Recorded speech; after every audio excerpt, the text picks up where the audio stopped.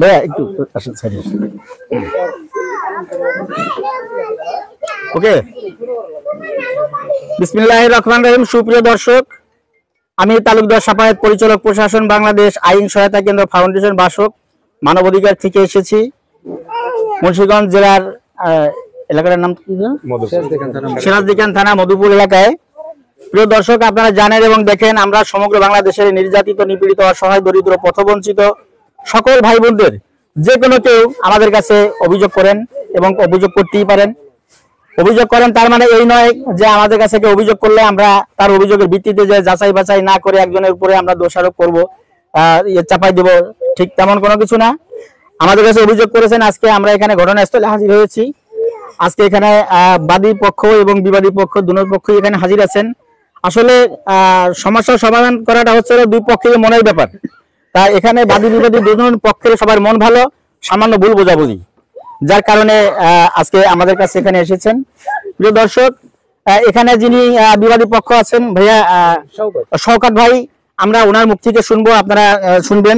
শওকত ভাই, উনি যে অভিযোগটা করেছেন সেই অভিযোগের ভিত্তিতে আমরা আপনাদেরকে আগামী 2 তারিখে যে ডেটটা দিয়েছি, এর আগে আপনি কথা দিয়েছেন যে এর আগে স্যার আমরা সমস্যার সমাধান করে আপনাদেরকে জানাবো।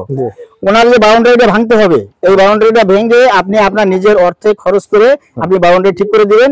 আর এইদিকে দলিলের ভিতরে সেম যেভাবে লেখা আছে, রাস্তাটা যেভাবে দেওয়ার কথা, আপনার দলিলটা প্রয়োজনে আপনি আরো কয়েকবার যাচাই বাছাই করবেন, দেখবেন, দেখে যদি দলিলে যেভাবে লেখা আছে আপনি রাস্তাটা সেভাবে দিবেন। তো যে আমি দলিলটা দেখে নেই, সেভাবে দিবেন। রাস্তাটা আগে যেখানটা বলছি ওখানটা ওই দিক দিয়ে রাস্তা দিয়েছি, রাস্তা কোনো উল্লেখ করি না। আপনি জমিটা খালি ছিল, ভরাট হয় না। হ্যাঁ, কিন্তু আপনার দলিলে ওই সাইডে সবই পূর্ব পশ্চিমে লেখা, বুঝতে পারছেন? ঠিক আছে, আমি দলিলটা নিয়ে আমি যে প্রশ্ন করেছি আপনাকে এটা অ্যানসার দিবেন।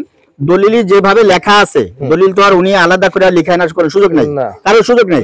দলিলের ভিতরে যেভাবে লেখা আছে আপনি এটাই তো করবেন, তাই তো? এটাই করবেন।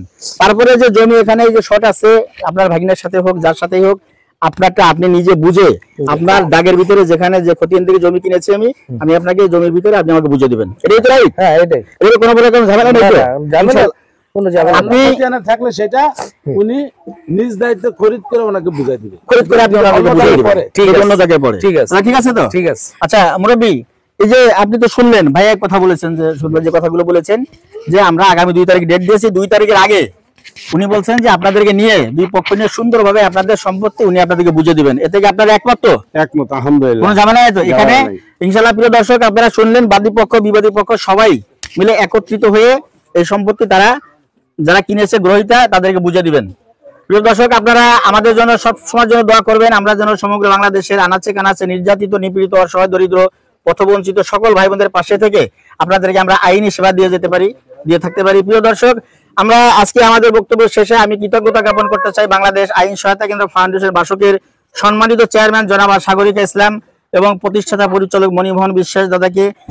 একই সঙ্গে কৃতজ্ঞতা জ্ঞাপন করতে চাই মুন্সিগঞ্জ জেলার মাননীয় ডিসি মহোদয়কে, এসপি মহোদয়কে এবং সিরাজদিখান থানার সম্মানিত ওসি স্যারকে আমরা কৃতজ্ঞতা জ্ঞাপন করি। এবং বিশেষ করে কৃতজ্ঞতা জ্ঞাপন করছি আমাদের সঙ্গে যিনি আজকে আমাদের পুলিশের সহায়তা দিয়েছেন, আমাদের সাব ইন্সপেক্টর মুরুদ ভাই আছেন, এখানে ফিরোজ ভাই আছেন। তাদের সার্বিক সহযোগিতায় আমরা আজকে এখানে কোনো ধরনের বিশৃঙ্খলা সৃষ্টি ছাড়াই আমরা সুন্দরভাবে বিষয়টিকে সামনের দিকে এগিয়ে নিয়ে যেতে পেরেছি। প্রিয় দর্শক, আপনারা আমাদের জন্য দোয়া করবেন। আসসালামু আলাইকুম ওয়া রাহমাতুল্লাহি ওয়া বারাকাতুহু।